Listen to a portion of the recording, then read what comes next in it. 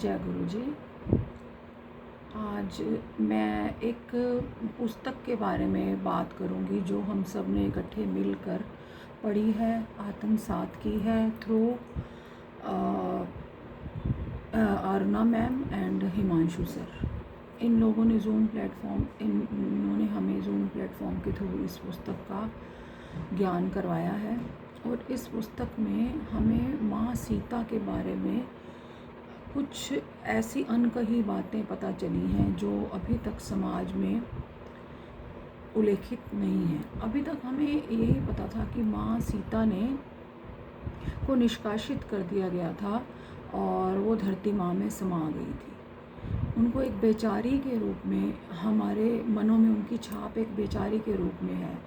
बल्कि इस पुस्तक से हमें ये पता चला कि वो बेचारी नहीं थी, वो एक योद्धा थी।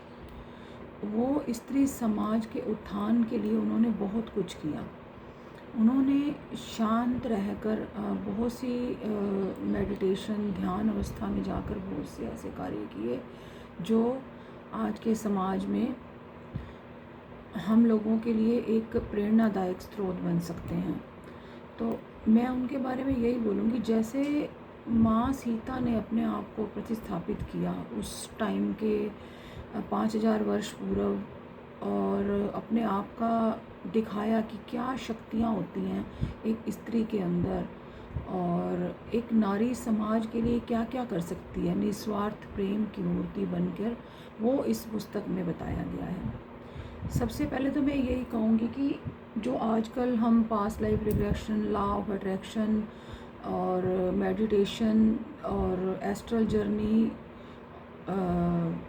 और ये जो आयुर्वेद का ज्ञान है, ये सब माँ सीता, धरती पुत्री माँ सीता को इतने वर्षों पहले ही उन्होंने इस चीज़ का उन्मोदन कर दिया था। और वही चीज़ें अब आगे इस युग में चली आ रही हैं। त्रेता युग में ही इन चीज़ों का पर्दापरण हो गया था माँ सीता, माँ जानकी के द्वारा, जो कि धरती माँ से अवतरित हुई हैं। माँ वसुंधरा से उनका जन्म हुआ है। और उनके बारे में मैं क्या क्या बोलूँ, मेरे पास तो शब्द ही नहीं है। उन्होंने स्त्री समाज को अंतर प्रेरणा देने के लिए पता नहीं कितना ही संघर्ष किया उस जीवन में। और इस चीज़ में उनके सहयोगी बने भगवान श्री राम और हनुमान, पवन पुत्र हनुमान जी। और उनके सहयोग से उन्होंने जन समुदाय में अपना प्रेम प्रचार किया। प्रेम से हर चीज़ का सॉल्यूशन निकाला। और जिसे हम आजकल हृदय चक्र को जागृत करना कह देते, वो इसको हृदय चक्र को